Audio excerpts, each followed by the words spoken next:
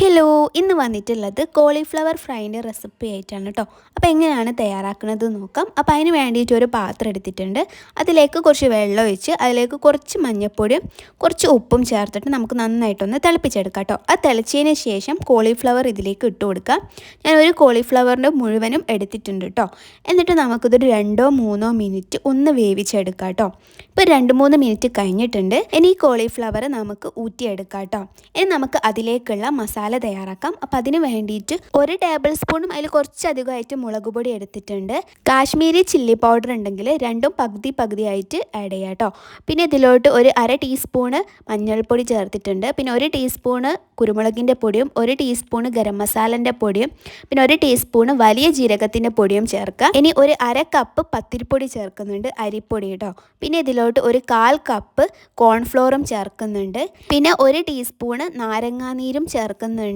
എന്നിട്ട് നന്നായിട്ട് മിക്സ് ചെയ്യുക. പിന്നെ ആവശ്യത്തിനുള്ള ഉപ്പും ചേർക്കാൻ മറക്കരുത് കേട്ടോ. പിന്നെ ഇതിലോട്ട് ഒരു 1/2 കപ്പ് മുതൽ 1/4 കപ്പ് വരെ വെള്ളമാണ് കേട്ടോ. അപ്പോൾ നമ്മൾ ഈ ടൈറ്റിനനുസരിച്ച് നമുക്ക് ഈ വെള്ളം കൂട്ടുകയും കുറയ്ക്കുകയും ചെയ്യാം കേട്ടോ. മാവ് അധികം ടൈറ്റ് ആവുകയും ചെയ്യരുത്, പക്ഷേ അധികം ലൂസും ആയി പോകരുത് കേട്ടോ. ആ ഒരു പരുവത്തിലാണ് വേണ്ടിയിട്ടുള്ളത്. നിങ്ങൾക്ക് ഞാൻ കാണിച്ചു തരാം കേട്ടോ. ഞാൻ വെള്ളം ഇങ്ങനെ ഒരു പാകത്തിനാക്കിയിട്ട് ഒഴിച്ചതാണ്. അപ്പോൾ കറക്റ്റായിട്ട് എനിക്ക് പറയാൻ പറ്റില്ല. ഇപ്പം ഞാൻ കുറച്ച് ഒഴിച്ചപ്പോൾ നല്ല ടൈറ്റിലാണ് വന്നത്. അപ്പോൾ ഒന്നുകൂടി ഒന്ന് ലൂസാക്കാൻ വേണ്ടിയിട്ട് കുറച്ചുകൂടി ഒഴിച്ചിട്ടുണ്ടായിരുന്നു. അപ്പോൾ കുറച്ചും കൂടി ഒഴിച്ചപ്പോൾ ഒന്നുകൂടി ഒന്ന് ലൂസായിട്ടുണ്ട്. പിന്നെ ഞാൻ കുറച്ചുകൂടി ഒഴിച്ച് അങ്ങനെ ഈ ഒരു പരുവത്തിലാണ് കേട്ടോ ആക്കിയിട്ടുള്ളത്. അധികം ടൈറ്റും അല്ല, ഭയങ്കര ലൂസും അല്ല കേട്ടോ. പിന്നെ ഇഞ്ചി വെളുത്തുള്ളി പേസ്റ്റ് ചേർക്കാൻ മറന്നു പോയിട്ടുണ്ടായിരുന്നു. അതും കൂടി ഇതിലോട്ട് ചേർത്ത് നന്നായിട്ടൊന്ന് മിക്സ് ചെയ്തെടുക്കാം കേട്ടോ. ഇനി ഇതിലോട്ട് നമുക്ക് വേവിച്ച് വെച്ചിട്ടുള്ള കോളിഫ്ലവർ ചേർക്കാം. ഇങ്ങനെ വേവിച്ച കോളിഫ്ലവർ ആവുമ്പോൾ നമ്മൾ മസാലയൊക്കെ നന്നായിട്ട് കോളിഫ്ലവറിൽ പിടിക്കും കേട്ടോ. അല്ലെങ്കിൽ ഇങ്ങനെ മസാലയൊക്കെ നമ്മൾ പൊരിക്കുമ്പോഴേക്ക് മൊത്തം പോയിട്ടുണ്ടാവുമല്ലോ. ഞാനൊരു സ്റ്റൈലിന് വേണ്ടിയിട്ട് സ്പൂൺ കൊണ്ടൊക്കെ ആദ്യം മിക്സ് ചെയ്തായിരുന്നു, പക്ഷേ എനിക്ക് നടന്നില്ല. പിന്നെ ഞാൻ സ്പൂണൊക്കെ മാറ്റി വെച്ച് കൈ കൊണ്ട് തന്നെ നന്നായിട്ട് കുഴച്ചെടുത്തു. അപ്പോൾ അതാ നമ്മളെ കോളിഫ്ലവറിൻ്റെ മസാലയൊക്കെ കറക്റ്റ് ആയിരുന്നു കേട്ടോ ഈ ഒരു കോളിഫ്ലവറിലേക്ക്.